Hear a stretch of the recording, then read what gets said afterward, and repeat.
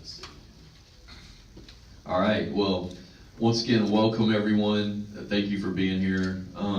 Just so everyone who's watching knows, I'm Michael Beatty. I'm the city manager for Fort Walton Beach.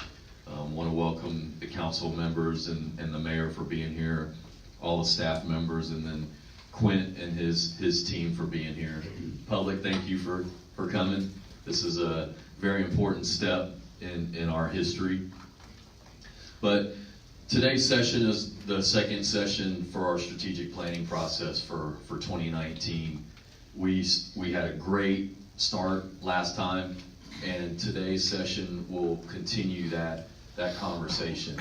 When we ended the last session, the elected officials were given homework to basically develop their own list of what you thought the core services of the city should be or are. I received a list from each and every one of you, and I thank you for that. But what I wanted to do is really go over an overview of everything that we provide, just not only to educate you, but to educate the public. You know, we don't just do 4 or 5 things as a city. We do a lot of things.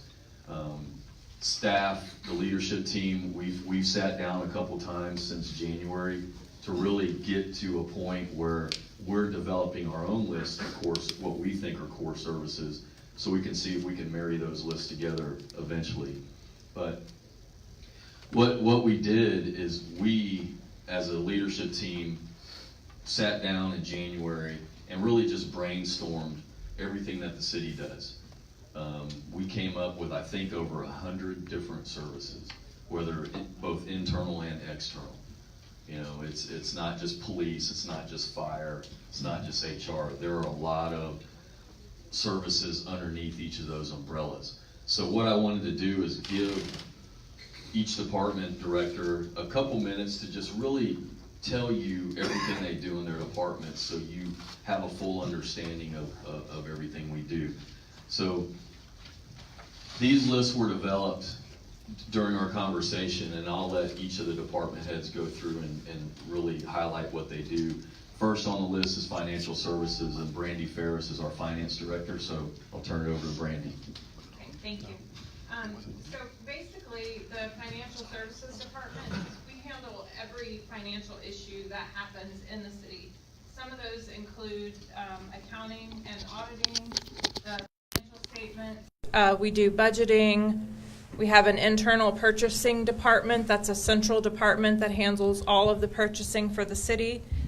We do the debt and the treasury management as far as investments and ensuring that the debt, all the covenants of the debt are met. We make sure that the city is in compliance with federal and state laws, including IRS regulations.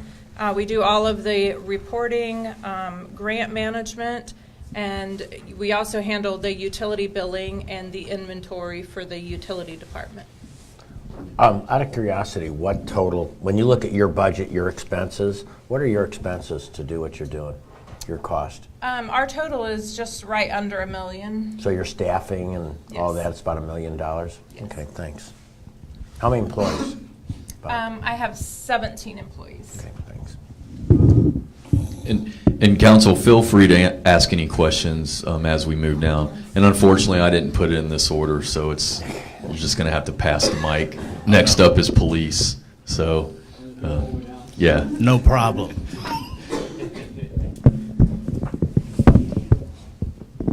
Good morning, Robert Bage, Chief of Police for Fort Walton Beach Police Department.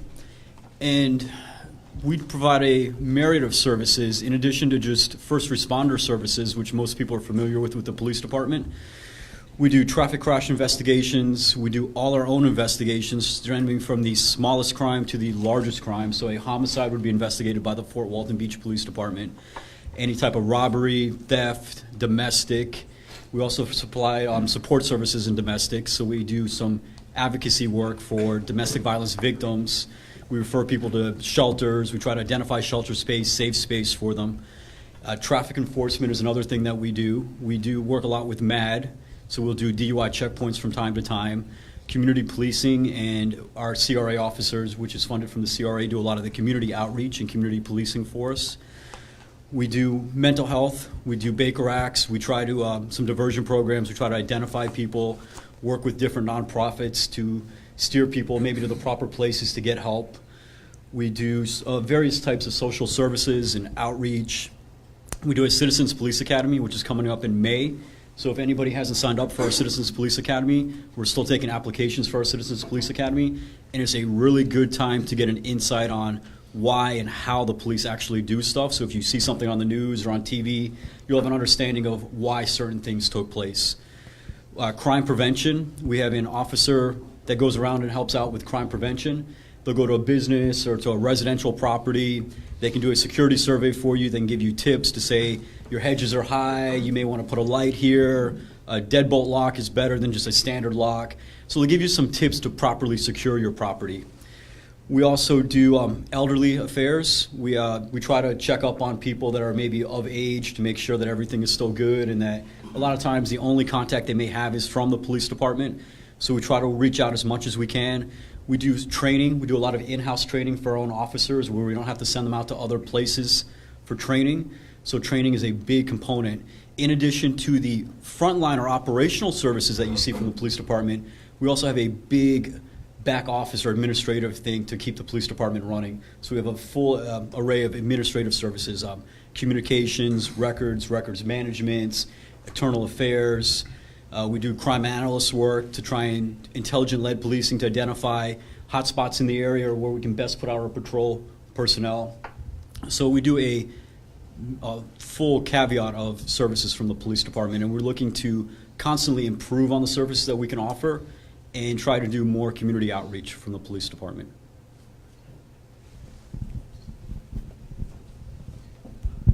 Chief, what about forensics work? I know there was some discussions here in Okaloosa County how different areas have contracted with the Okaloosa County to do like forensics work. Currently we do our own. We have our own crime scene unit that comes out, and we will do our own forensic work. We collect the evidence, but we send it to the state lab for analysis. So if we get a fingerprint or for DNA evidence, we send our evidence out to the state lab, FDLE's lab, for processing of the evidence, but we collect, maintain, and store our own evidence. Chief Page, I want to commend you. When I first met you when we were down to 3 candidates, you spoke a lot on community policing. In the past 2 or 3 weeks, I've seen more bikes and more boots on the ground downtown. So I really appreciate that and looking forward to seeing more of it. Thank you. What's your expense budget? I mean, I'll probably ask this to everybody. I would say, and Major Hart's in the back, he could give me a better number, but I want to say, is it? 5.9 million. I was going to say right. I was going to say 6. I was going to guess at 6, but they gave me the actual number. Thank you. All right, next up is Chief Ken Perkins with the fire department. Good morning. Ken Perkins, Fire Chief, your fire services for the city of Fort Walton Beach. Obviously, we still make house calls. Our primary mission is putting things out that are burning and shouldn't be. Mainly residents, their homes, their businesses, and obviously providing for rescue in those situations. The second, probably most important thing that we do is medical response. We do that because most times we arrive on scene prior to an ambulance. We're aware of some of the shortfalls that EMS has had in the county over previous years. They're doing a pretty good job of filling some of those holes. However, we provide advanced life support, medical response. All of our firefighters are certified at least at the EMT level, many at the paramedic level, which means we can essentially do the same interventions as an ambulance can when they get there. Our cardiac arrest save rate is about 36%, when if you look at the national average when CPR is initiated out there in the streets, it's somewhere around 15 to 20%. So it's very effective. It allows us to do IVs, push drugs, intubate, and a host of other things that is extremely important in a serious emergency. We do things which is called technical rescue. That could be using the jaws of life to cut someone out of a car. It could be an industrial accident, which we just had a couple of weeks ago. We had worker's arm at a local business get caught in one of the rollers. So there are certain techniques and things we do with that. Trench collapse, building collapse. We do rope rescue work, rappelling above and below ground. A lot of what we do in the fire department is public assistance, and a lot of people don't know that we do that. What is public assistance? A lot of the time, if a dispatcher doesn't know who to send, guess who they send? It's us. And that could be to simply pick up someone that's fallen on the floor. They're not injured, they're elderly. We put them back in bed. We go out, we relight pilot lights on hot water heaters. We do a lot of things like that. It just helps in the community. Fire education. We do through our basically our fire prevention division. We have a single fire marshal and one inspector that does annual inspections every year. Over 2,000 buildings are getting to.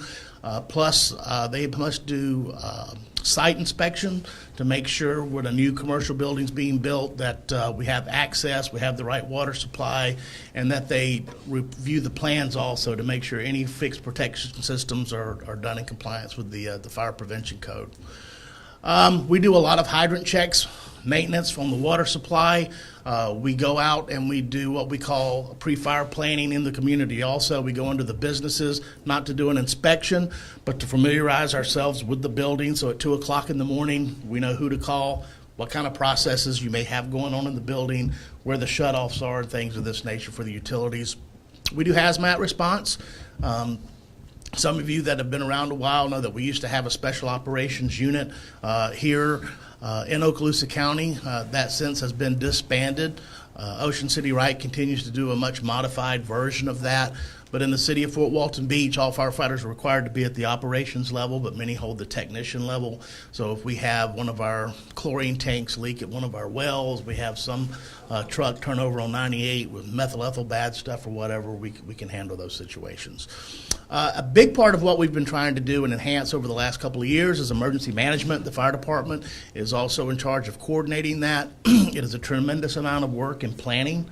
The comprehensive emergency management plan must be constantly updated and reviewed, continuity of operations plans, and it also includes preparation, which is training, equipping, making sure that we have the extra resources we need in a disaster such as a hurricane, then obviously our response and recovery efforts and mitigation also.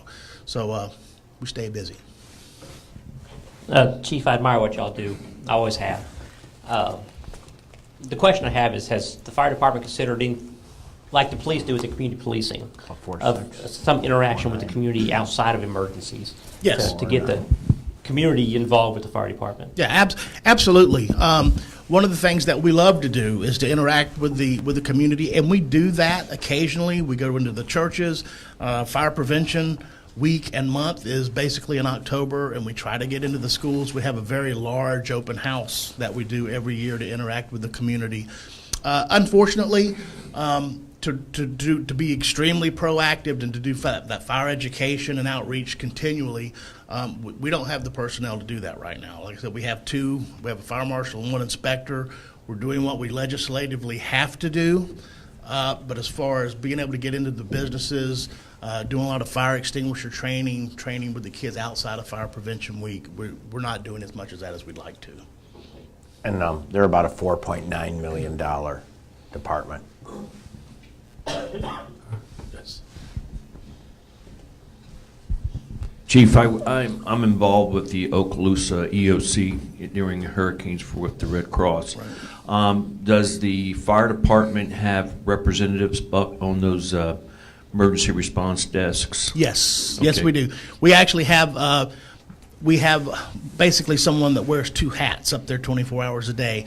The ESF 49 desk is fire, rescue, hazmat, and then the other one is the ESF that represents the municipalities, and so they wear two hats while they're up there. But if the EOC is activated, we have a representative there. And also, in the event of a direct strike coming our way, do you pre-position your equipment outside of Fort Walton Beach? Yes, in our hurricane plan, we have pre-positioning that we can do either up in the north end to get it off of the at the Station 7's training facility, as a matter of fact now, Or if it's something like they just encountered over in Bay County, a Cat 5, something along those lines, we will go all the way up to the county EOC and shelter our essential employees and stuff there at the college, and then try to make our way down after the strike. Excellent, thank you. Chief, I know we have mutual aid agreements with other agencies. What percentage of the services do we depend on them? Is, how much assistance are we required from them, or do we receive from them to serve our customers? Well, if it's a what we call a single unit response, which if it's a medical response or a dumpster on fire or a car on fire or something along those lines, we cover that ourselves in our area. However, any type of structure fire or any type of activated fire alarm, we have to rely on outside resources to muster the resources that are required just to get a first alarm response. And many times that includes more than one of the other fire agencies in the area. And follow up, and say like in the Kenwood area on a fire, who responds first? We would respond first. Engine 7 would respond in the Kenwood area. They may not be the first one there because Station 1 is right on Racetrack Road, even though they moved down to the east a little bit. Southern Kenwood, they may still get there first. However, we have to have 4 firefighting units on what we call a first alarm response, your regular house fire. So Engine 7 would go, and all 3 of Ocean City Wright units would go to assist because they are closer than our fire station is. So we're outnumbered 3-1 in Kenwood. And would that also be industrial park area too? Industrial park area, we are not first due, we are not second due because of the distance from our fire station 6 to the industrial park area. Over in that area, Truck 6 would go, Station 6. Mary Esther is the primary responder, and Ocean City Wright is the secondary responder, and then we would probably pick up the island, Okaloosa Island, which is its own fire district, would make up the 4th unit. So we would be 1 firefighting unit there, and we'd have 1 from Ocean City Wright, 1 from Mary Esther, and 1 from the island. Is it typical the first one on the scene takes charge of it, or how Yes. does that? Yeah, we follow the incident command system, so whoever gets there first takes charge of the scene. It doesn't necessarily mean they have to remain in charge. Usually when someone gets there from the jurisdiction, they will take over. However, we have a saying in the fire service, so goes the first 5 minutes, so goes the fire. What you do in those first few minutes is very critical. So saying it's very imperative and important we have a good relationship with the other agencies that Absolutely. help respond. Yes. And I just wanted to expand on the EOC conversation. The city we have our own EOC. Right now it's on the 2nd floor of the police department. That building was built in the early 2000s. We are actually looking to harden our new rec center to become our new EOC. We've got a request at the state level to get a little bit of funding from them to help us with that. But that was one of our sales tax projects too, was to harden the rec center, to be able to house employees, house our EOC operations, and whatever else we need during emergencies. Just wanted to let everybody know that if you may not have known. Next up is Terry Franksman with Human Resources. Good morning, everyone. And again, I'm Terry with the city's HR department, and I basically handle human resources and IT. And we're a little bit unique, along with Brandy's department, is that we serve mainly a lot of internal clients. So the police department, fire department, recreation, utility services, they're my customers. So we do everything from your health insurance to training to discipline. We handle legal cases. We've had a handful of those lately, and we've done pretty well on those. We deal with our background checks, our drug and alcohol compliance. We do random drug and alcohol testing on our employees, handle workers' comp, deal with your Family Medical Leave Act, your Fair Labor Standard Act, legal requirements to kind of help make sure that the city's in compliance with how we do business. Also, we do EEOC-4 reporting for the feds in terms of our hiring process. We deal with a little bit of policy changes, making sure that we're in compliance and all of our rules and regs are in place where they need to be. But I say the brunt of what we do is just your health insurance, your hiring, your onboarding, and just anything we can do to basically make it a better experience for our employees. And I'd like to basically go out and say that I've probably got the best staff I've had in 5 years, both in my IT department and with human resources. Where how well IT has done, coming in with all the departments on making just extremely great changes with the equipment that we're bringing in. So we deal with your laptops, your servers, your switches, your software. We touch and feel about everything that goes on within the city and across all departments. So we've got our hand on a little bit of everything. And again, I think moving forward, it's going to be great with the staff that I've got on board. About 1.4 million. Maybe for everyone, but as far as the marketplace today, employee retention is obviously a huge deal. So the question is, are we doing anything in-house to retain the employees that we do have? And is there something that we can be doing better? Yeah, there's a couple things we're working on. And it's not always the money. I think it's the relationship that employee has with their director and with the leadership team and with the supervisors within the city. I think we've got a pretty dang good city, and I think overall it's a great place to work. We're looking at some options out there. I constantly hear insurance, and that hurts. I don't think we're any different than anybody else out there just trying to keep our insurance costs down. We're looking at a couple options in terms of being able to possibly cover a little bit more on the city side of things to make it a little more beneficial and affordable for employees to maintain health insurance. So those are projects going on right now. We don't quite have the answers, but I think we're going to be able to possibly make some positive change on that. We're also in the middle of doing a pay and classification study that will help us really make sure that we're paying our individuals appropriately within the city. But I think it really comes down to how you treat your people, how they like what they're doing, and unemployment I think is less than 3%. I think we're at 2.7. So some positions are extremely difficult to find. Some of the electricians, some of the plumbers, you just can't find people. And throw the hurricane in there, they're all over in Bay County, and so it's tough for us to attract some of those positions within the city. But again, I think everybody here steps up. You'll get comments, Jeff Peters, greatest director the city's ever had. So they like him. They like what we do. And I think that makes us different than a lot of other agencies that I'm aware of and that I've worked with. Excuse me, a couple of tips for city council members. I think one of the things we'd want to walk out of here when we're done is a dashboard. And that is, what are some things that you should be seeing on a regular basis? A couple of real positive things. Your city trains their managers and supervisors, and you might think, oh my gosh, that's a no-brainer, but many cities don't. Many cities put really very little dollars into training managers and supervisors. So your city right now does train their managers and supervisors on basic things like hiring, engagement, employee engagement. The other thing you do is you measure employee engagement, and that's something. When do you measure that?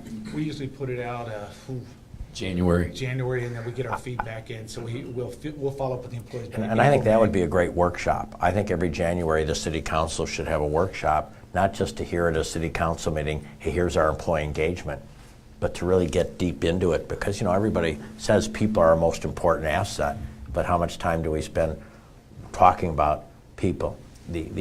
So you do measure it. I will tell you, for the first time in the history, Pensacola is going to do it April 15th, and it wasn't the easiest thing to get everyone to agree to, because you get a little nervous, a little scared, but you've done it forever, so you're sort of used to it. So that's something that, if you have it, you don't know you have it because you get thinking it's normal, when you probably do. Many cities don't measure employee engagement. You do employee training. The other thing I would track for sure is your employee retention. I think you should see on a regular basis, just like at city council meetings, you get a financial report. I would think what your turnover is part of your report. And I know there's voluntary and involuntary turnover, but it still all comes together And what is your turnover running right now? We're right around 10%. So you're running about 10% employee turnover now. I don't have enough knowledge of how that compares to other cities or how they track it, but that's where you're at. So, and then you should also track it by department. Now, there are some departments that'll have a little heavier turnover. For example, sometimes when you get a new leader in, you have your turnover moves a little bit for a while there's some changes going on. But you should also want to, at least if you see it going up, you should at least be able to track where, what managers seem to be holding on to their people and where there's turnover. So I agree with you. I think that's something, but this is really healthy, that I think the city council should say, what are the metrics we need to look at before, in addition to financial, that we want to track on a regular basis, and not to find something wrong. Many times it's to find something right, but so your turnover is 10%. For those of you that are new, maybe you should send out the January employee engagement material so you can get a look at it. And we usually do that. We follow it with employees first, and then we get the information out. Yeah, for the new council members that just came on, catch them up. Yeah. And I'm not sure, Michael, if we already did send some out to council, but I'll double check and we can get on Yeah. that. Take a look. It's important information. Next up is Daniel Payne, our Public Works and Utilities Director.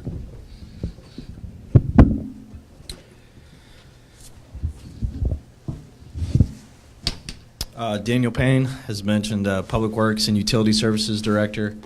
We handle all the water, sewer, streets, stormwater, GIS, and recently took over some responsibilities for solid waste, which includes recycling, city garage, and the facility maintenance divisions in the city. We're comprised of a mixture of enterprise funds and some general fund functions. On the water side, we roughly serve about 9,800 customers, individual service connections. In addition to the city of Fort Walton Beach, we provide water to the town of Cinco Bayou, water and sewer, and we also provide water to a small area in unincorporated Okaloosa County. In addition to being a city, we are also a utility. So with that said, we do things with other utilities that maybe aren't cities as well. Just a couple quick things that we have on here. We solid waste wise, we service probably close to 21,000 tons of trash pickup per year, and we recently, recycling wise, we're at about 2,000 tons and steadily growing. Sewer wise, we take care of roughly 130 miles within the city of sewer pipe, 93 miles of streets within the city, and in addition to that, 146 miles of potable water distribution main throughout the city of Fort Walton Beach. Our budgets for our enterprise utility fund run about approximately 11 million. Sanitation fund we have is roughly around 3 million. And stormwater, which we have our own stormwater utility, thank goodness we're in good shape with that. It's always a topic, especially in the unincorporated areas, on addressing some of these aging corrugated metal and flooding issues we have. Runs about $1 million. And just to highlight recycling in Daniel's area, recycling is becoming a problem throughout the nation, and we're actually going to address ours at the next meeting with a new contract with ECUA over in Pensacola. The recycling market is basically tanked, and it's not a good business to be in right now from what we're understanding. Correct. It's a nationwide issue. Some of you guys might have browsed through, but it's not a problem unique to any regional area. It's definitely a nationwide issue, and it's a nationwide issue for loads of reasons. It's a commodity. It's traded. Most of it's depending on what it is, it's shipped overseas, and economy-wise we're doing great, but recycling-wise on the industry has some hurdles. I do have a question for you. Yes, sir. I think I know the answer, but driving around town as I do for my own business, potholes seem to be getting worse and worse.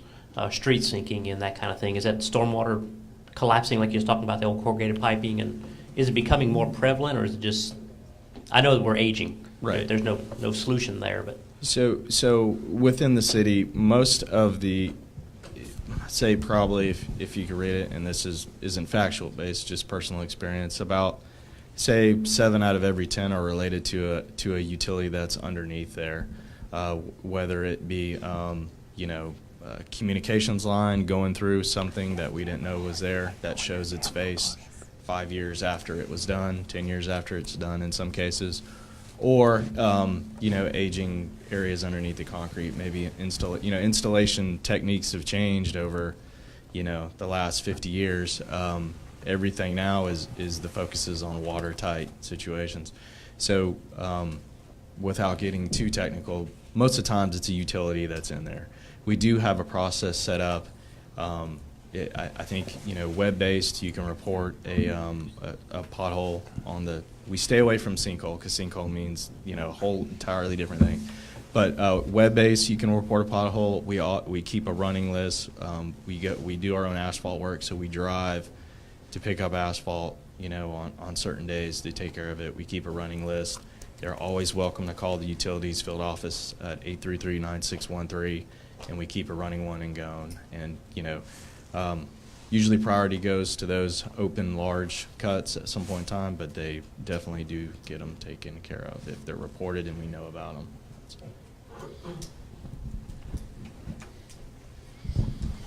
Daniel, really want to commend every citizen I talk to. They absolutely love the trash service, solid waste. It's an amazing service. Not only just the picking it up and putting it in the truck, but just going to the door, helping the elderly out, making sure that they get what they need to get out to the streets. So I really want to commend you on that.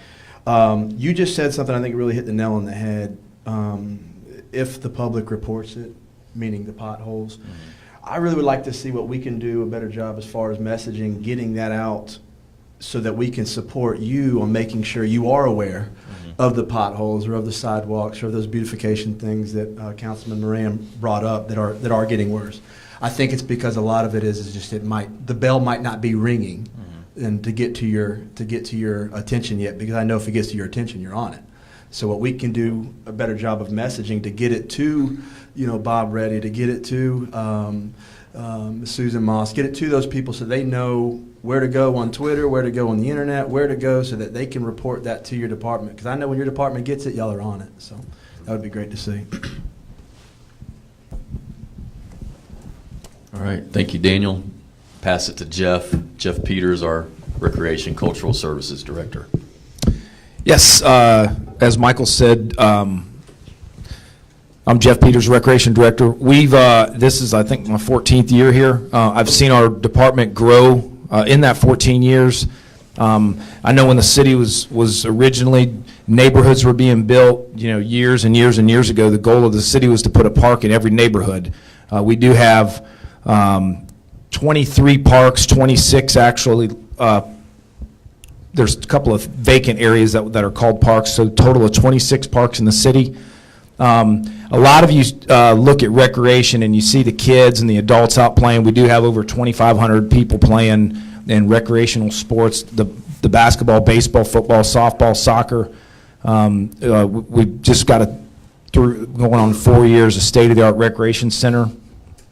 We've got 10 athletic fields that have this is the 4th year we've been running travel tournaments, soccer and softball and baseball, and just in those 4 years has brought over 100,000 people from out of the area, a lot of people out of the state. So we're real proud of that.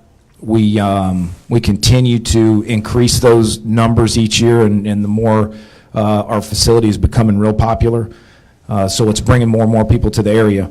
Just at the Recreation Center, we offer senior center programs and, of course, youth and adult sports and different programs. Outside of the actual Recreation Center and the fields, like I said, we've got 26 park locations.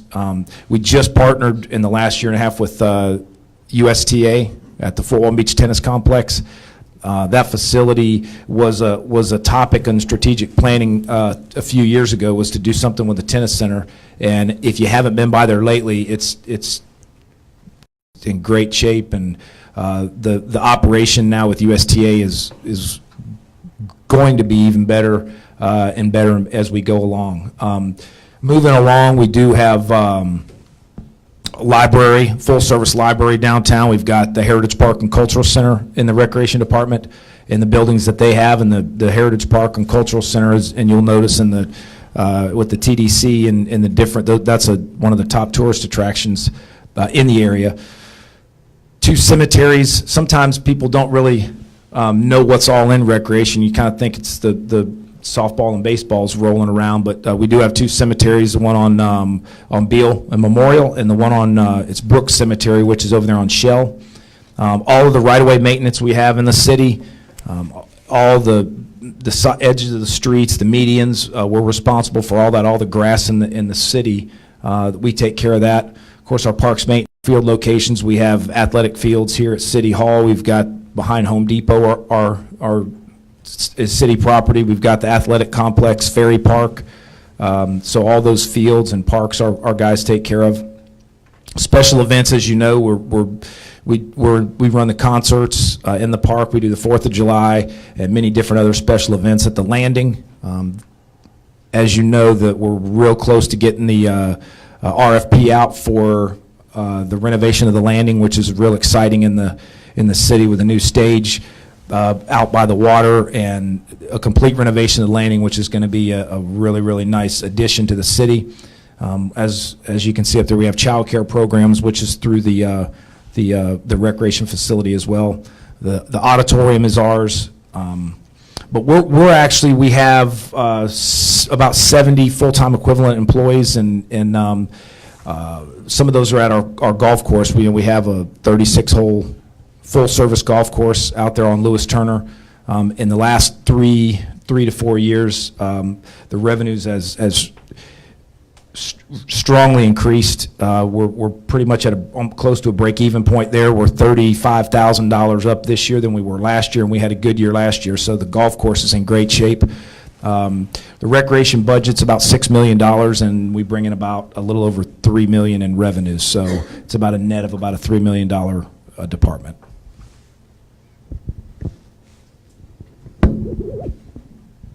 I'm closer. I know that I've read so many things about, cities being engaged with the citizens and the citizens being engaged with the citizens through Parks and Rec. And that, as you said, all of the things that are listed on that list fall under that heading. And so when people are able to interact with each other, meet the people that are in their community, walks in the park, taking their kids up there, those are vitally important things. So when we talk about core services of a city, I think Parks and Rec is an extremely valuable service, and I appreciate what y'all do. Sure. Jeff, I didn't realize cultural services was part of your duty titles, which is enlightening to me. Many years ago, I had the opportunity to sit on the historical sites in sensitive area, and just looking at that map tempted me to ask you this question. There's the Native American Graves Repatriation Act, in case there's in case there's some building or excavation, and you run across some remains. Does that fall under your office? It does. Gail Meyer would head that up. We have had, as you know, when the landing was originally done in 1990, what, Michael, 98? Yeah, mid-90s. Just the renovation on that and putting in the electrical and everything like that required an archaeologist on site for every dig. Every 5 feet they inspected what was in the ground. So all those sensitive areas, that does require that. Okay, thanks. And I will say, we are required to have an archaeologist on site when we do the new landing renovations. It's because we're getting grant funding for that. They are requiring that as part of the grant, which the grant is going to pay for. Last but not least, our newest department director, Chris Frasetti, who is Overgrowth Management.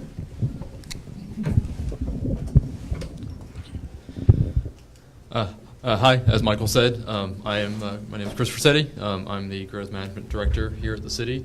We have a lot of services, external customer-based services for the citizens of our city.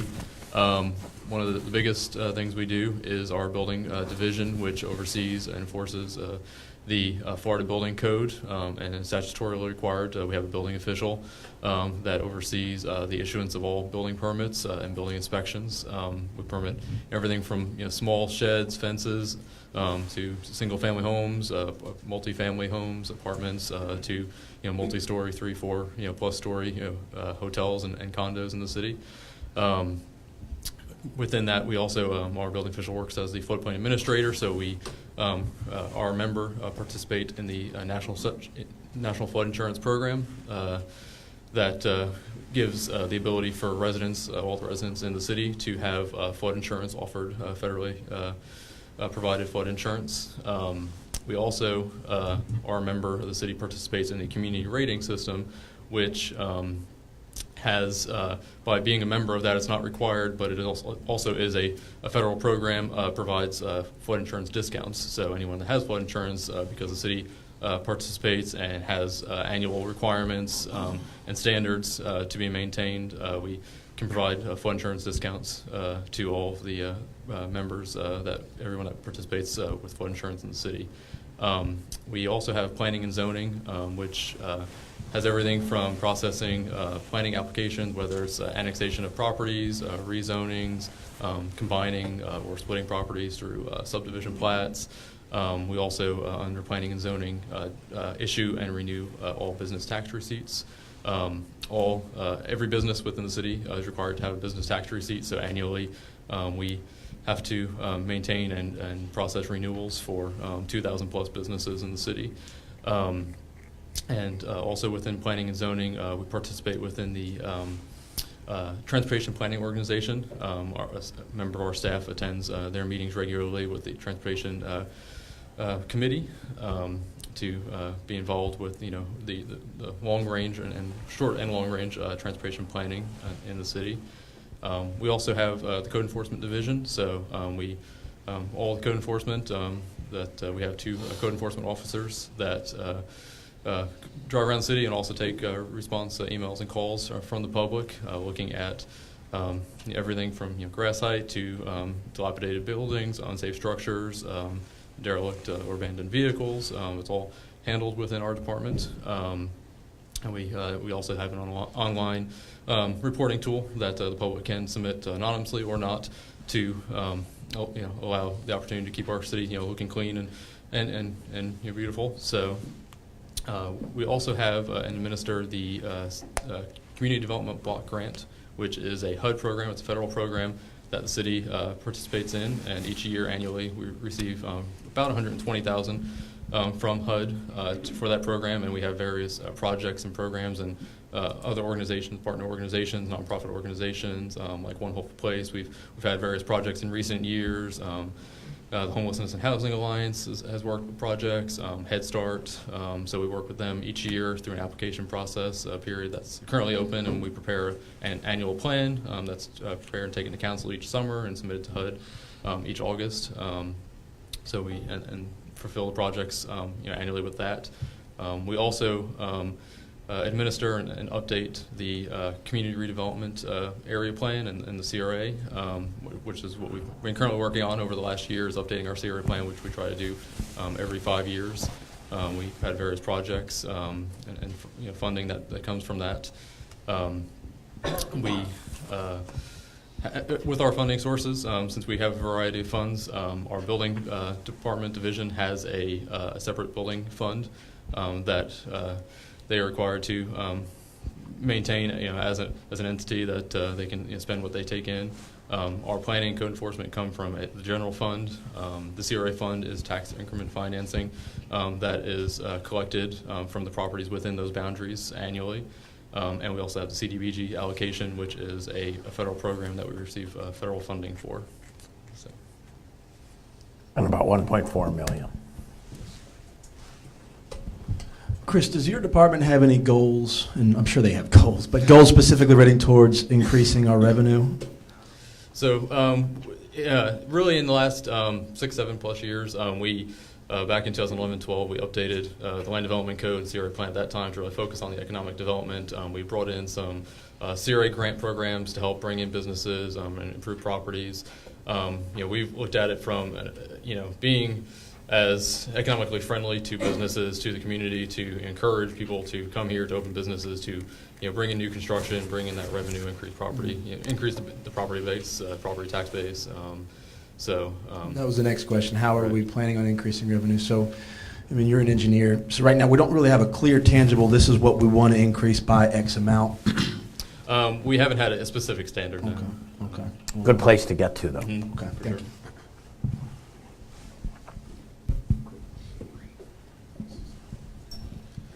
All right, so that concludes our overview of services, and as you can see, we do a lot. We're virtually a full-service city, one of the only ones around here.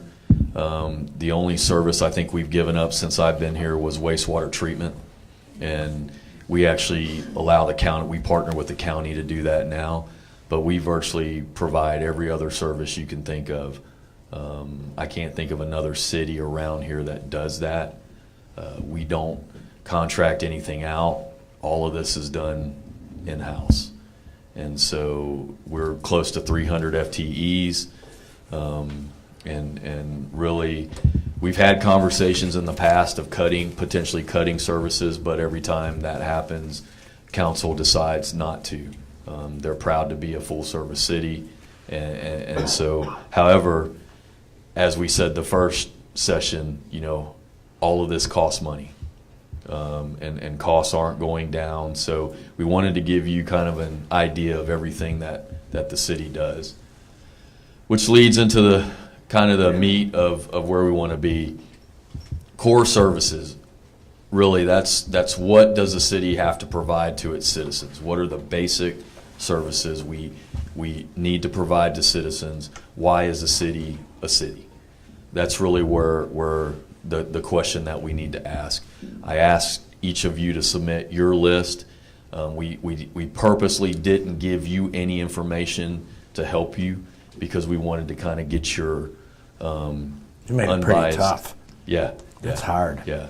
We actually sat down as a leadership team and went through the same exercise. The one thing we didn't do, we didn't prioritize our list because we'd probably still be in the room talking and arguing with each other. When you do what you do every day, it's kind of hard to relinquish your priorities.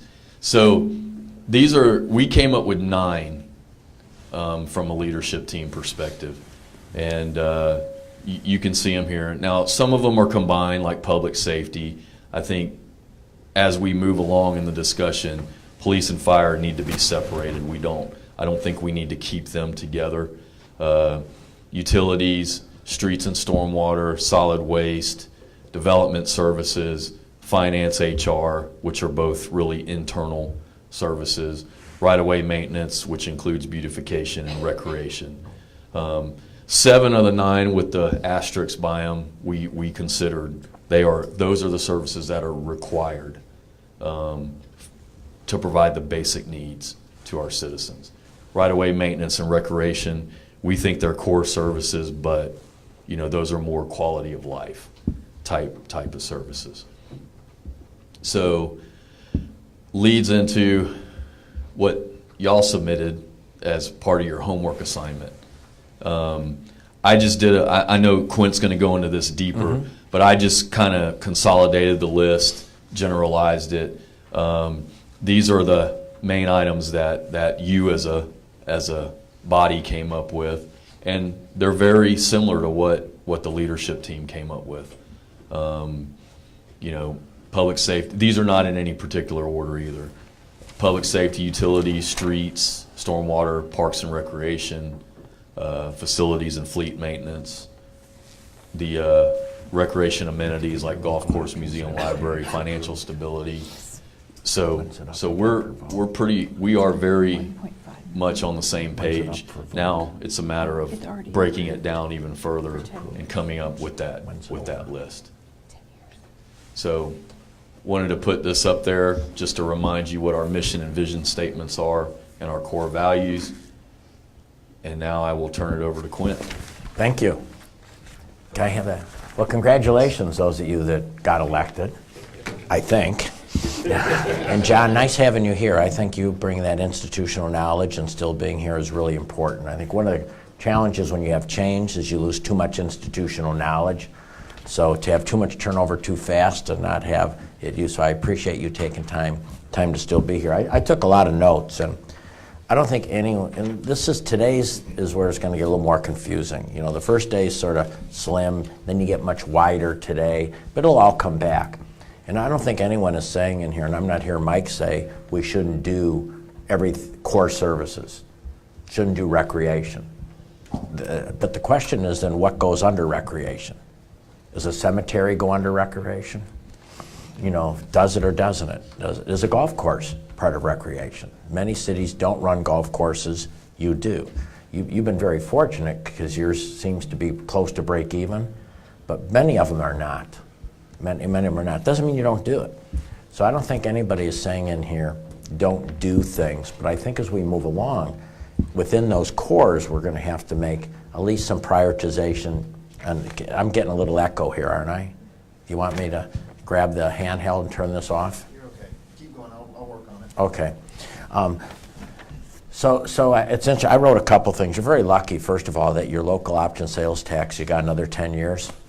That's not coming up in the immediate future, because so many cities are struggling because it's up for renewal and getting it renewed and proving that it's worth it. So that gives you some stability that many communities don't have. Another real positive, you have a pretty experienced leadership team. This week we did research on cities, and one of the things we did, found some research from Arizona State universities on more effectively run cities, because I think we're talking about three buckets here. Intelligent growth. How do we get intelligent growth? How do we run effective government? And how do we get civic engagement? So when you see the initial strategic plan, which is a small document, much like your last one, it'll sort of have a pocket of how do we grow intelligently? How do we make sure our government is being effective? And then how do we make sure we keep, as you said, in a way, the civic engagement, the civic connection, the civic neighborhood? And I think it's also, how do you raise your civic IQ? Because with changes, it's really challenging, as we talk about when you start doing things. So just to give you a rundown on dollars, and some of these are revenue, but of course it doesn't make, Public Works is $15,600,000, Recreation and Culture is $6,200,000, Police is $5,900,000, Fire is $4,900,000, and then of course your infrastructure like finance and human resources, you add them together, it's about $2.4 million. But one of the things that Arizona State University said is that sometimes execution, isn't that where we always fall down? It's not the plan, it's the execution of the plan. They said a lot has to do with retaining key people in administration. That when a city has too much turnover at the top, you don't get the execution. And having worked with many of your leaders here now for 2-3 years, you're very fortunate. You have a real solid team here. And those that are brought on, like Robert, that's a real advantage. Doug, that's a real advantage. Your promotion, that's a real nice thing. So you have an advantage of having a retained team. You have a disadvantage of having a retained team. Because sometimes it's really hard to look at things differently because you get so used to it. This is how we've always done it. This is how it is. And I wrote down, isn't it easier to add something than subtract something? I mean, especially in the community, they just go wild if you even talk about quitting doing something you've always done. So if we can hypothetically say, we don't want to quit doing anything we're currently doing, then it comes down to what you brought up, David, how do you grow? And you can grow a number of ways. You can grow by taxing people more, but that's good if you want to be a, one-term person. But nobody wants to do that. You really don't, because you want to have people have as much money in their pocket as they possibly can. So then it comes down to how do we attract more investment into our community? And that's really so important. And investment in the community, the best investment is people growth, population growth. Out of curiosity, Michael, what's your population right now? Just under 21,000. And what was it 5 years ago? Probably closer to 20,000. Yeah. We're about 1%. That'll growth. probably not allow you to keep up with the expenses that you're going to encompass. So one of the things to think about strategically as we move on here is strategies to grow the population. Now that's where quality of life comes in. And please don't take this wrong, but we'll show you some research. Nobody's going to move into a community because pothole covers are filled quickly. They're expecting pothole covers to be filled quickly. You know, nobody's going to come into town because of certain basic services, because they're assuming basic services. So it's that really quality of life we have. And the challenge in most cities don't measure quality of life. But every city thinks they have quality of life. I mean, I've never been to a city that you say, how's your quality of life? And they say, it really sucks. Because they don't want to be living in a place that sucks. And you know, I've traveled most of my career, not most, but since 2000, I've been on the road almost all the time, and in many, many communities. And even if they don't think it's great, they always have the caveat. Not great for single people, but if you do have kids, this is the place to be. Well, that doesn't keep you any younger, and that population. So as we go through here, and we're going to do some things today, I'm going to introduce an official measuring of quality of life, that you really measure it. Now, I will tell you, for a city, that's sometimes a little scary, because you might hear a few things you don't want to hear. You're going to hear some things, though, you do want to hear.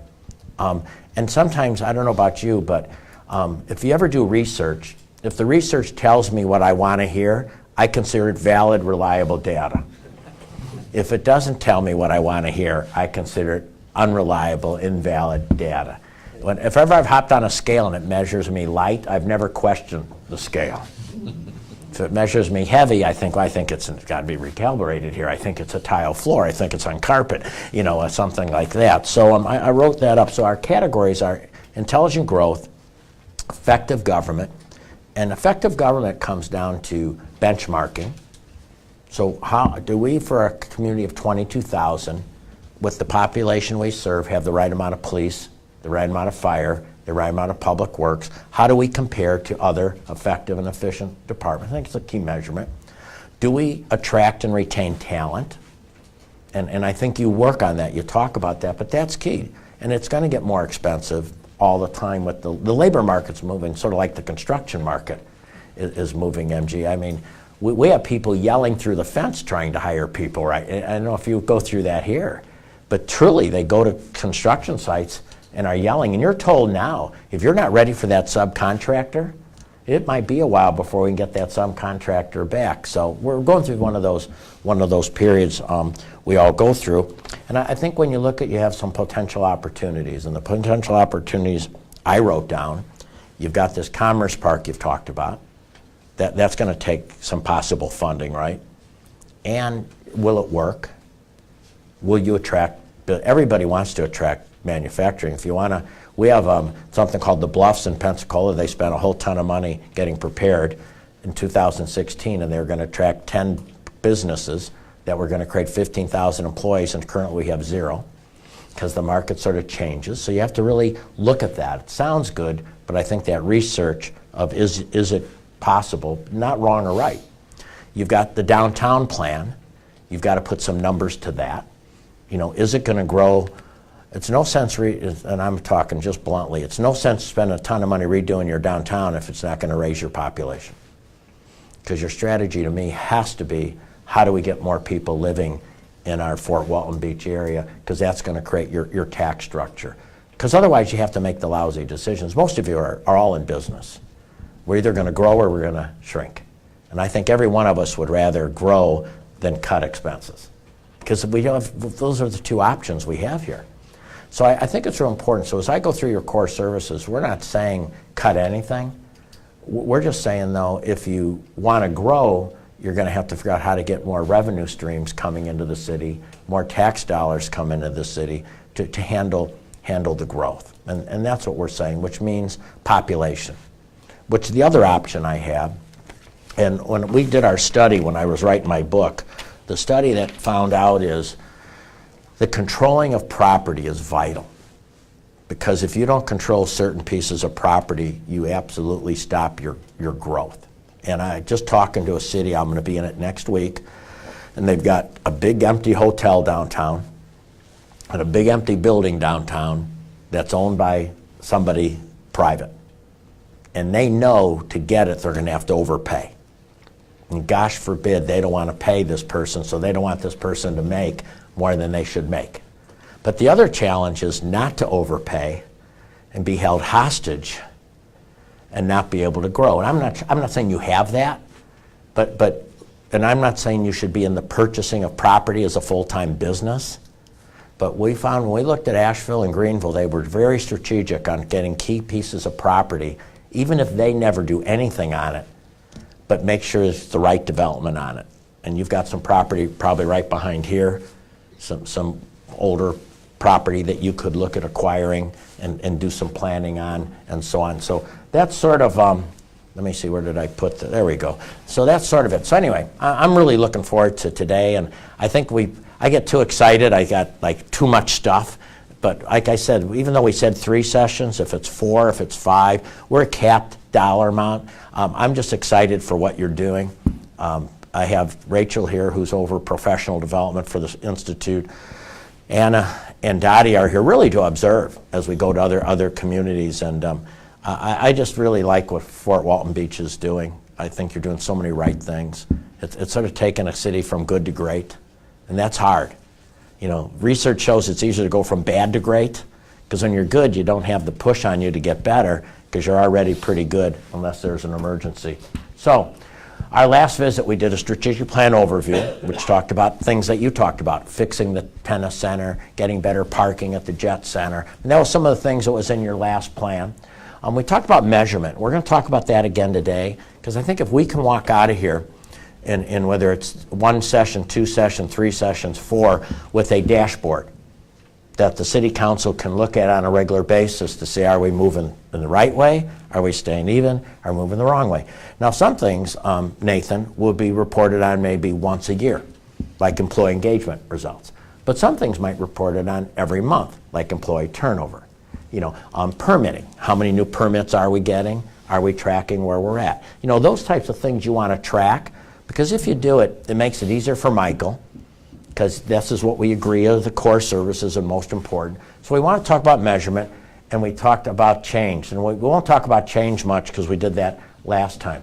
So the outcomes in today are core service analysis. Each of you filled it in. You're all going about the same. You're all in agreement. I mean, you want to be a full service city. Now the question will come, is it a full service city, or do you start possibly down the road collaborating if you get to the point where it's too hard to do by yourself? But right now, the goal, you know, you all want to stay a full service city. However, I still go, what is a full service city? Does it include everything you have on there? When I first got to Baptist Hospital, we were doing CPR classes. And we had all sorts of employees doing, not all, but we had like a staff going out and doing CPR. Well, I found out the Red Cross also did that. So we quit doing it. Now, people say in a hospital, how can you quit doing CPR training? Well, we did, because I'd rather have that nurse in the ICU. And I could use a Red Cross. That was their job. So it's also who else in the community could step up a little bit. I want to talk about intelligent growth, measurement, civic engagement, and we're going to do an assessment, sort of Facebook people will like this. We're going to do a sort of a conversation assessment here. So we're going to start with the assessment. Normally you would fill this in, but we're not going to fill it in. We're going to ask you to sort of give us your thoughts, and there's no wrong, no right answer with this. So Anna, maybe you can come up here and help me with this. So basically what we did when I wrote the book, people started asking me how do you assess your city? So we came up with a sort of down and dirty assessment. I got a lot of my career was based on places with no money. And when you don't have a lot of money, you come up with creative, inexpensive ways to do things. And I find most organizations don't have a lot of money. So that's sort of where we're going. So I'm going to ask you some questions, 10, and it's going to be self-explanatory as we go through. On a 1 through 10, how attractive is your downtown right now to new businesses and development? So think about that. 10 is, it is so attractive. We have people lining up trying to get down there, trying to get facilities. In fact, we have a waiting list of people to get down there, open businesses and into our downtown attractive. A 1 means is, people avoid it. They drive by it. In fact, employers tell their employees to leave at 5 so they don't get hurt in downtown. So that's a 1 and that's a 10. So if you had to look at it, Mayor, on a 1 through 10, what would you say you are right now? We're a 6 or a 7. 6 or 7? How about you, Amy? I was going to say a 5 or a 6. 5 or 6. Mike? I'd go with 5. 5. John? 6. 6, okay. A lot of variables. Yeah. Nick? Yeah, I'd say a 5 as well. 5. 5. 6. I'm only going to go with 5, but there's some preconception of what people think downtown used to be. I think it's a lot better than it used to be, and a lot of people think it was like maybe giving it a 3, but I would give it overall a 6. Okay. Nathan? I feel bad now. I would go with a 4. That's fine. So if we go with that, I'm not a rocket science, but can we say about a 5? Yeah. So now that tells you something, because we do strategic planning. If part of your growth and is keeping talent home, downtown becomes a higher priority. Because young people particularly want a vibrant, exciting downtown. I think everyone does, but particularly a certain age group wants that. So if part of our strategic plan is grabbing young people, downtown will become a heavier priority, which means some of those tough decisions, whether it's property decisions, whether it's various things, and you've got a pretty good plan. But thank you for that. And by the way, we do this all across the country. And remember, most of the people that call us are all small to mid-market cities. I'd say they're all somewhere between 20,000 and 50,000. The counties are somewhere around 100 to 150,000. And all of them are where you're at, except you're a little bit farther ahead. Now, they're skewed because they call us or they wouldn't call us. But here's where you're farther ahead. You're already measuring employee engagement. You're already doing supervisor training. Most places aren't even doing that. I think we can add a few tweaks on measurement, but the average is about a 5. For small and mid-market cities, you're right about the average. The challenge is you can't be an average if you want to attract young talent, but that's sort of why we do this. On a 1 through 10, how easy is it to create and run a small business in your community? Now that means from permitting to getting the customers in, to training and development and so on. For example, we just heard a story the other day. All this business owner wanted to do was put a mural on the side of his building, and it took him 9 months to get the city to approve. And all it was it wasn't like some wild mural. It was looked like a postcard of the community. Well, that's not a friendly small business. Or you get a permit, and then when you start building, they come in and say, no, you got to change it. Well, you already permitted. That's like 1s. And 10s is, we make it really easy for people to get in and start a small business here. Mayor? Well, we've worked very hard to make it easy as far as I think you permitting have and too. those kinds of things, so I'm going to give us a 9 on that score. Okay. Amy? I really honestly don't know. Okay, good. That's okay. Don't know is okay. I agree with the mayor and have to go with a 9 on that. Okay. As far as the permitting, from everybody I talked to, it's closer to a 9 with the staff we have. As far as employees, it would be a different scale. But if it's city level, it would be a 9. Nick? Yeah, I mean, I'd have a similar sentiment. I'd go with an 8. I've talked to a lot of people about that. I think there's some room for improvement, certainly, but 8 because we do a good job. Okay. Maybe we can do the other mic too, so we don't. That's why I am where I am, Chris. This is a process improvement. 8. I was saying 8. I'm going to plead the 5th. I'm coming out of the military community, so I don't run a small business, so I'm not sure. Oh, it's okay. I would say an 8 as well. Okay. Do you want to say something? Yes, I'm Bob Brady. I'm a citizen in Fort Walton Beach. And some years ago, I considered starting a small business, but I found out in order to purchase a license, if I start out with something, doing a few jobs here and there until it grew, the license would far exceed my income for several years. Okay. So I'd give it a 0. Okay. Mike, you want to talk a little bit for people that aren't aware what some of the changes you've made over the years to make it easier? Because I know you've done some things in this. Sure. We changed our land development code in 2012. Prior to that, there was a lot, we were hearing a lot of issues with whether it was permitting, development reviews, getting development orders. And so we overhauled our land development code in 2012 to make it more business friendly. And since then, we have worked with Chris's help and Brandy's help and everyone, Daniel, you name it. We've worked to make it a business-friendly community, whether it's small business, large business, single-family homes, whatever type of development. We've come up with incentive programs. The permitting process is expedited. We do, I think it's once a week, we do open meetings to bring in contractors and developers to show them the process and walk them through. We do pre-application meetings to let developers know what they need to submit. I mean, we have really strived. I would say before 2012, we were probably a 3. Mm-hmm.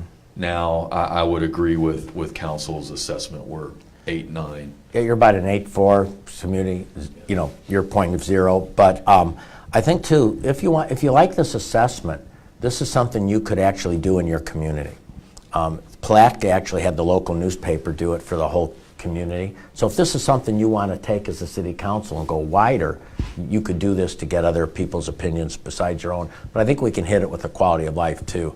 How strong is your public education system? That's the next point of view, because when you look at quality of life, you're looking at safety, you're looking at education, and you're looking at health. I mean, those are the basics, I think, when people look at the basics of quality of life. How do we have good health care options? Do we have good educational options? And are we safe? Nick? I'll give us an 8. Okay. John? I'd say 9. Okay. I would have to go with a 10. I think we've got as good as there is in the state. I would go with a 9. Now, we're at least a 9, moving towards 10. We've got a great public education system. We've got a great relationship with the University of West Florida and used to be OW. Anyway, and University of West Florida and, what am I trying to say? Northwest Florida College, all of which are supporting the city and reaching out to the city. You're in good shape. You daily can get basis. them to sort of both romance you a Yes, little sir. bit, which is good. For me, I think we're closer in the 6 to 7, and the only reason I say that is, for vocational, to me, education is, well, you need a college degree, and a lot of times you don't need a college degree to 60% of the work a jobs. shovel. 60% of the jobs don't require a college degree, Right. and I think what's happened in our country, we've gotten so carried away with college degrees that we're missing the whole on-the-job vocational training, apprenticeships, and so on. So, thanks. Oh, I'm going to go with 9 going to 10 also, because I've raised grandchildren here and my children. And Okaloosa County has always rated pretty high compared to the rest of Florida as far as our education system. I met your new superintendent last week. He came to see me, came to Pensacola. His wife had told him to come see me. Guys listen to their wives, I guess. She's been in education. But I was very impressed with him, by the way. And I think you're fortunate because, as you know, in a situation with the county where you have elected, it's a crapshoot sometimes versus appointed and sort of appointed. But I was very impressed with him and what he wants to do here. I'm kind of walking the fence on this one. Sure. My wife is in the public education system, and I see what the schools do, and they do a great job in the colleges and stuff. But then on the business side, where I'm in the construction field, I'm on Nathan's side on this one. The hands-on stuff is just not there, the vocational training. So I'd probably say about 7. All right. That's good. Thank you. You have a lot of different factors when it comes into play. You know, I think the city, we can improve on, you know, our level of income so that we don't have every elementary school as a Title I school inside of the city. But with the resources our education system has and what they're doing with what we have within the city, I would give it a 6. Okay.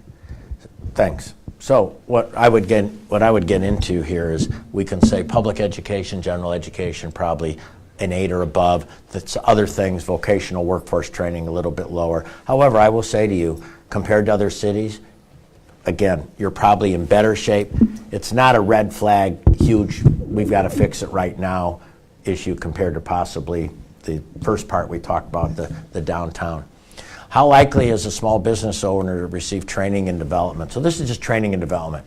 What we're finding, and it sort of goes with the small business permitting, that this is 80% of small businesses don't make it 1 year once they start, according to research. Those that do don't make it 5 years. And what we're finding in communities, especially like a Fort Walton or anybody like that, it's not going to be the big franchises that are going to turn the city. It's going to be local entrepreneurs, independent people that open up a business, a store, and they do it normally with great passion, but they fail because passion isn't enough. They even might have technical skills, but it's do they know how to run the business. So what type of services, and I don't know this, what type of services, if I'm a small business, are people going to help me figure out how to hire better, how to run my back room better, how to do process improvement, how to do customer service, how to select talent. You know, Tracy and I, we talked a lot over the last couple of years here, and I think Fort Walton Beach has improved tremendously their selection, how they hire, who they involve. I mean, it's more of a sophisticated across the board. So how would you think you support small business owners in training and development? Doesn't mean the city has to do it. It's just in general. It could be the chamber, could be others. Well, there are opportunities through the chamber, and also the Small Business Development Center through University of West Florida is helpful, but you have to go out and find it on your own. It's not something that every small business owner even knows is available. I think too, and I'm a big fan of the Small Business Development Center, but what I find is they have certain criteria and you have to fit in it, and you're also limited to how many they can fit because of limited resources. I agree with Dick, so I would give it maybe a 5 or 6. Okay, Mike? Well, I think the opportunity's there, and we have the facilities and the people to train.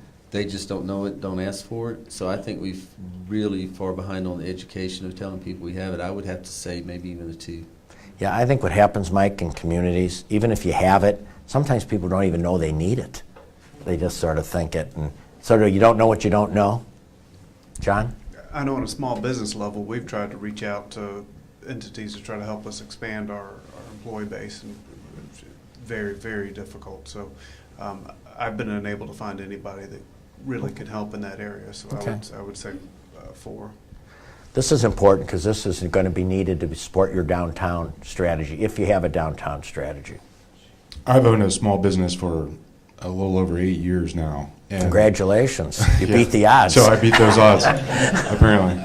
I don't know how good that is, but regardless, I've never received even like a postcard of something or an email that said, hey, this training is available. And I agree 100% that this isn't the city's responsibility, but as a community, if we have these things, as the mayor mentioned, they should be at least advertised in the very smallest sense. Here's a postcard. I agree. Thank you. David? A lot of this goes back to the last about education. You know, we have a technical college in our city where about 2.6% of seniors that graduate in the fall semester are going to technical colleges. I think back to John's point, you know, the labor, the amount of skilled labor that's going to impact our downtown, or whether or not industries come, whether it's downtown or Commerce and Technology Park. We have to do a better job in the education system as well as the community to promote those areas that can impact small businesses. So, yeah. To give you some thoughts, and this is research based, is today it's no longer do you have land. I mean, everybody's got, not everybody, but most people have shovel-ready land. Most people have something that they can offer. Most will even offer incentives, whether it's right or wrong. Now that's sort of dying out a little bit, but they have incentives. What companies are looking for now is, can you help me fill the talent gap, which comes 2 points. Do you have the talent here? That's one point. The second point, which is really sort of unique, and this is a smaller point, young people today are choosing where they want to live, then they look for the job. I would have never thought of that in a zillion years. When I graduated from college, I ended up in Janesville, Wisconsin for one reason. They offered me a job. I didn't say, I want to live in Janesville, Wisconsin, and once I get there, I'll go find a job. But that's also can be a great advantage to you. Because if you look at the natural resources, and let me give you a story in Bentonville, Arkansas. Bentonville, Arkansas has 3 major employers around the area. They have Tyson Foods, J.B. Hunt Trucking, and Walmart. Not a bad place to be. They also, I was there last Monday. They're also concerned, are they the next Detroit? Because all of those are at risk. Not maybe today, but all of them are at risk. So how do you create that eco-entrepreneur system? Now, what they're doing is they have some of the greatest dirt bike trails in the country, and I did not know this till the last 6 months. They are trying to attract the young person who loves dirt biking to come there, so they're running dirt bike tournaments, dirt bike contests, hoping once they get them there, they can sort of keep them there. And where they're attracting, ironically, is people from Colorado.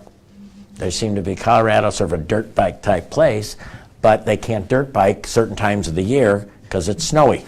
So they have a sophisticated analytics. They have a person that just does analytics, looking and cross-promoting. It's like Moneyball in baseball. You have a lot of natural great resources. People love to fish, people that love to, you have all these tourists coming in. We had Jim Clifton from Gallup come to Pensacola years ago, about 2005. We never followed up on it, by the way. So we heard it, great idea, never done anything with it. He recommended we do analytics on what people that run small businesses are coming to vacation there that could possibly relocate a company. You know, and where Bentonville's looking at is the company that's anywhere from 5 to 20 that it can work virtually, and can we, you know, get them here somewhere. So some of that, the sophistication today is really ramping up where we're going. I think we did the vibrant downtown a little bit. I think we're just keep going, we'll say about a 5. How successful are you getting wealth off the sidelines? Let me explain this one. In my book, when I looked at cities that were successful, one of them is they had some pretty wealthy people that were sitting on some money. And they decided to take some of their money out of, I don't want to like promote one wealth management company than the other, but take some of that money out of it and do some other things that are creative with it. So if you look at Asheville, Pat Whalen. Pat Whalen years ago moved to Asheville, had some money, and said, I want to make this a better community. So if you do research, that one person that sort of wiggled it. Almost every community has some wealth. And today it's harder. And I think I might have explained this last time, but I will real quickly. Years ago, 40, 50 years ago, you had a locally owned bank that was a power player in the community. You had a locally owned media where the publisher of the paper had a lot of power, and usually had 1 or 2 locally owned companies. So for example, in Janesville, Wisconsin, which I'm very familiar with, they had this company called Parker Penn, which the founder was George Parker, who was a vocational teacher who decided to figure out why are his students' pens leaking. And in his garage, he figured out how to stop a leaky pen, and that led to Parker Penn. And then, of course, over the years, it eventually got sold to a company in France who closed down Janesville. But for a while, George Parker lived there. There's the George Parker High School, the George Parker Library. So you had locally owned companies, locally owned banks, locally owned media, and locally owned healthcare. Today, most of our communities don't have any of those that are locally owned. So who takes their place? Now, who sometimes will take their place are wealthy people that are living in the community, but can start investing in other things. So for example, they might say, you know, we know there's an old building downtown. I don't want to be in the development world, but I'm willing to buy it, I'm willing to rehab it, and I'm willing to work out some reduced rent to get somebody downtown. Or, hey, I know we need a splash pad downtown, and I know the city doesn't have the money to pay for a splash pad right now, but I know it will make a big difference. So for example, in a town we went to recently, they realized they didn't have a town square, so they went out to the public to say, will you help pay for a town square? And they ended up attracting $3.1 million in philanthropy. Now, they got their name on this, they got their name on that, so that's it. Or are you willing to sponsor civic education, civic engagement? It's normally has to be intentional because it's never thought of like that, but we have found it's pretty successful. But the hook is, do you want to keep your children and grandchildren here?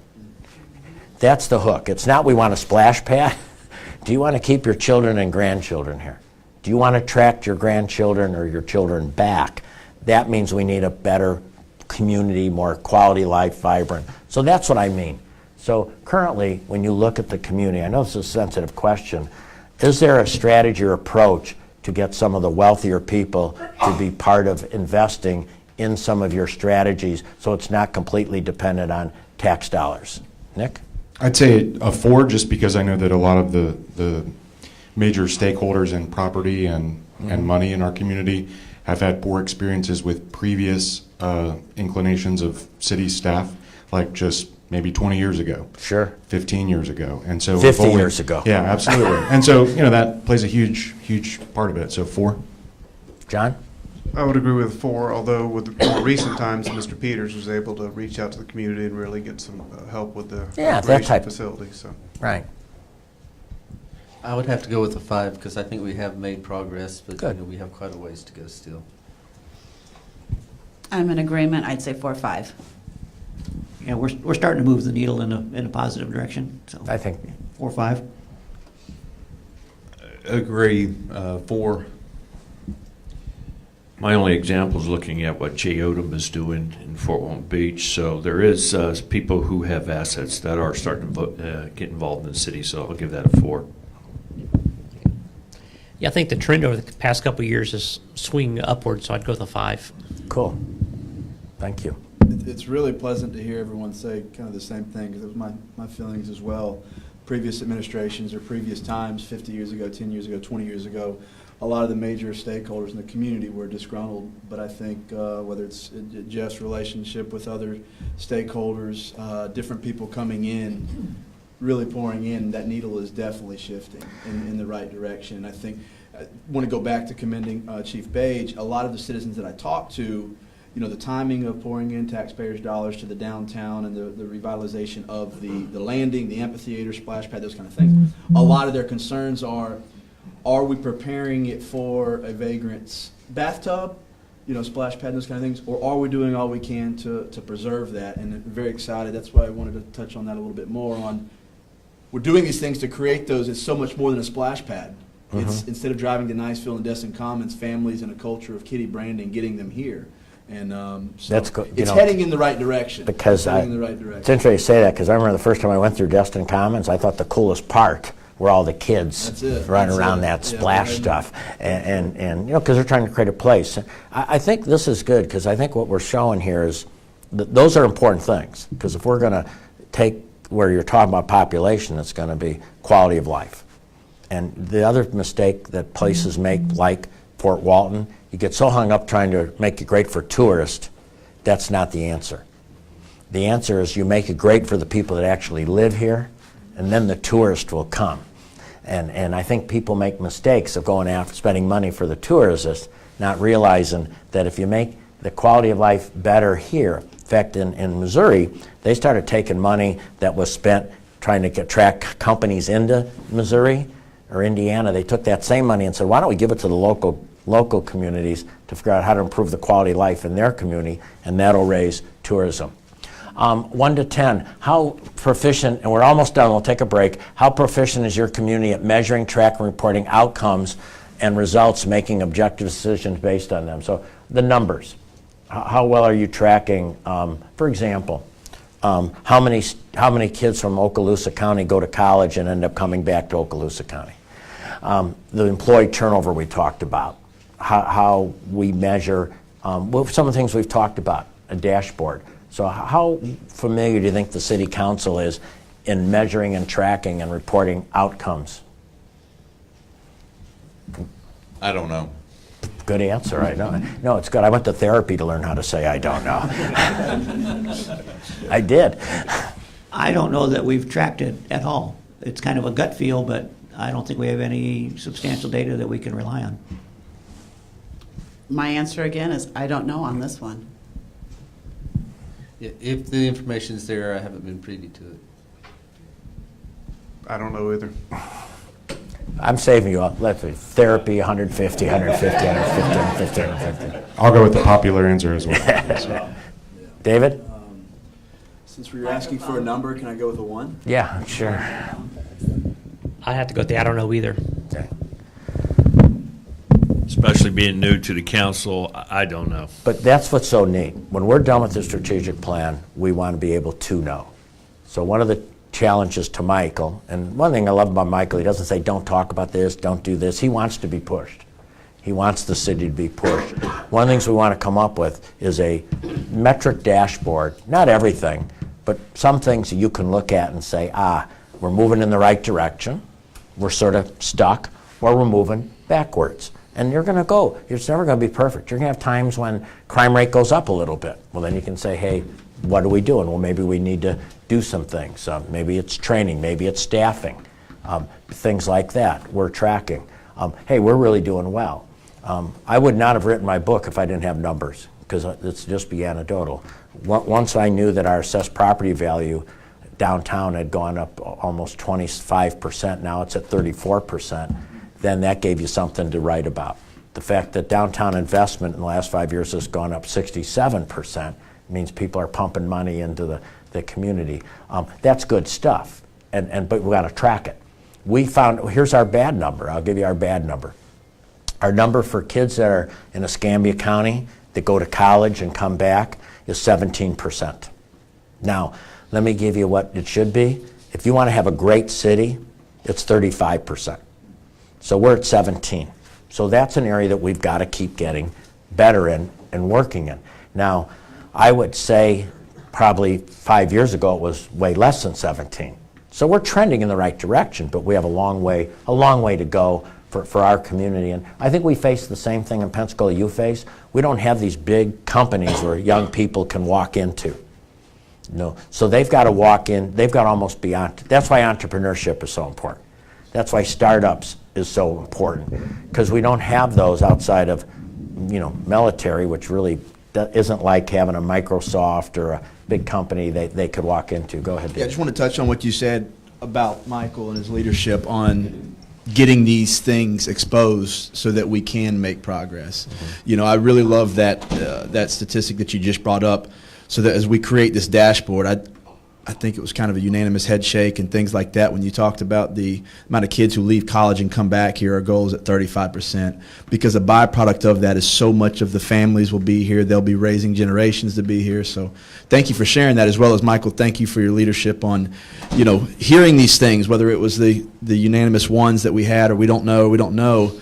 Now we're going to start knowing because of the exposure of where we're at. So thank you. And we can help you. We found a guy named James Lima in New York who does economic analysis, and it's different than the norm. It's not widen a lane, people get to work quicker, make more money. That's not always true unless their hours are there. He really looks at those types of numbers. So that number is like 2 weeks old. We didn't even know that. We didn't even know how to find it. So now we've got their analytics people teaching us, because we think that's a vital number. Nashville's 35%, Tampa's 35%. So it tells you those communities that are sort of moving, and they sort of say a threshold.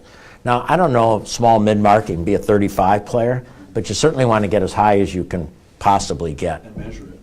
So here's our one near the end. To what extent are local government entities, and for you it's basically probably here because you're such a full-service standalone, aligned and successful working together, create a better quality of life for your community? Could be city, county, but I think just your own government here, from your perception, where would you say, David? Back to the previous question, I think when the needle's heading in the right direction, but with some room to improve, so we're at a 5. 5? I'd say about an 8. 8. Looking at through the military side of the house, I know Eglin is very concerned about what's happening in the local community. I give it a 7. Okay.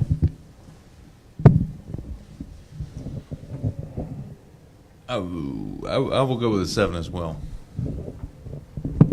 I'm at an 8 because we do work well with both bases, and the fact that we're all here today to move us all in the right direction, I give us an 8. The whole goal, hopefully, is when we're done with this, we move that even a little more with the alignment. I also agree. I believe we're closer to an 8. Mike? We're at a strong 8, maybe even a 9, because we've made such strides in it over the last years with our mayor and the relationships that we have with the government. I would say the 8, 9 as well. Yeah, I think you have to remember as well where you came from. You know, there's certainly far bigger challenges in the past with this exact question than there are now. We still do have room for improvement, so I would say an 8. And that's what's really neat, because you're no longer it's no longer how do we go from back here to here. Now you're leaning in the right direction. How do we keep the momentum going and seize the opportunity? And of course, not declare victory. So let's take a break when we I'll just add to that the previous slide about measuring and the dashboard. Yeah, wherever it's at, I don't know. But it's all set. Okay. Pass the mic. That last slide you just mentioned, you know, a lot of us, we don't know with our quality of life with the other agencies because we're not tracking it. Right. You know, so I think we all feel good about it, but I'm excited. But it's anecdotal. Very good, yeah. So we're looking forward to tracking it so we can measure it and improve that. And that'll be one of our works with Mike and his team to come up with a 15, 16 or so. You don't want too many. You can always dig below those. Dottie, is there a reason? I figured that. You've been very well behaved so far. Very well. You haven't. I'm always listening for things that we haven't drilled down on that we need to drill down on and explain to people the whys is one of the things we like to do in communities. And one of the things I heard today that we've not touched on that I think is really interesting is if you've got 35% of people graduating and coming back to your community, I always think of that from a really selfish perspective. We want our grandkids around, we want that sort of thing. But what it really does is it creates a healthier place because you do have generations taking care of generations. As you have aging parents, as a working mother, I live in the same town as my mother. I can't tell you how much more I'm able to do with family around. And it's gotten really popular in some communities, especially transient communities, to just it be acceptable. I don't have any support. So the things that it limits as a family, as it limits as a community, and it's one of the things we have really not explored, what that really means is talent coming back home. We've thought of it always from an economic perspective, but I think when you think about what you're trying to bring back as a 1950s sort of feel to a community, which is what people want, there's all sorts of things happening in national media, particularly New York Times is covering it really well, about these people going back who've lived in big cities, going back to their communities and just talking about from a mental health perspective, from a family perspective, from just a wellness perspective. And with technology, they're still able to have great jobs and their communities have done things, but that's new to us. We've not drilled down on that, but I think that from a community perspective, getting to know people. I was out in Pensacola last night, and the girl that I was with knew every single person there because she graduated and came back, and it was just really a nice feeling to see, in a big crowded place that lots of people knew each other. So whoever brought that up, I appreciate that. That'll be added to our next book. So let's take a break.